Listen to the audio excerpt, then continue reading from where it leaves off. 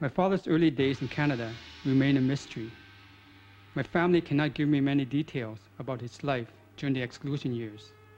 There's a huge gap in our family history during that time.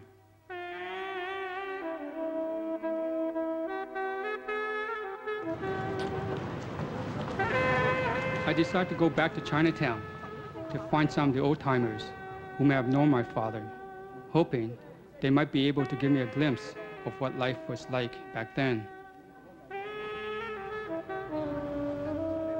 James Wing is one of the few surviving head taxpayers in Montreal. That's right. And could you tell me, when did you first meet my father and my grandfather? Well, I met your father and grandfather from the very day I arrived at the city. Because my father and your grandfather are belonging into the same Christian Association, Chinese YMCI. Where was that at that time? That the Chinese YMCI is over up there, in the middle of this block, just opposite Giver Rose building. Right. 所以人哋話其實個生活冇家庭咧，佢哋冇乜地方去，所以佢哋談論一出嚟架係相見傾談，我哋開尋民主，政府到咧我哋訂一開用嗰個報紙。I met James through our mutual involvement in the redress campaign for the Head Tax and Exclusion Act. He was among the last to arrive in Canada in 1923. He was only 10.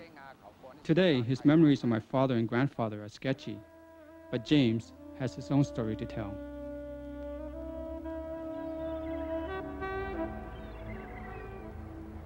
一民入港後，打起個伏包，誰知歡喜反為仇，歸失受困更逐流，無能教，殘酷欺難歐，缺食不堪嚴濟處。英雄到此也垂頭。 When I got to Vancouver, I was sent straight to a building, about 4-story high, quite sized building, and I was put in one flat and a big room.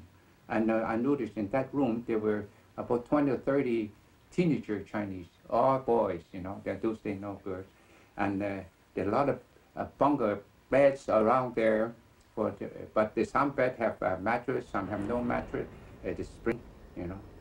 So it happened that my friend had a cotton comforter, and I had a woolen blanket. So we both shared a bed, and we did. Otherwise, it would be very, very hard for us because in Vancouver in August, the night was cold, you know. But this way, we can stand it within suffer, and I was kept there 2 weeks. We call it like a concentration camp feeling, you know. We had no way to avoid it, so we endured it. He had to pay that $500 before they released me, one thing. And I later learned that my father had to pay another $50 to the official there. You know. I later learned, I said, those people did not pay the money to the official. They could be kept there for a month or 3 weeks. But if those people gave them $100, they keep him there just for 1 week. And my father paid him $50, so I was kept for 2 weeks.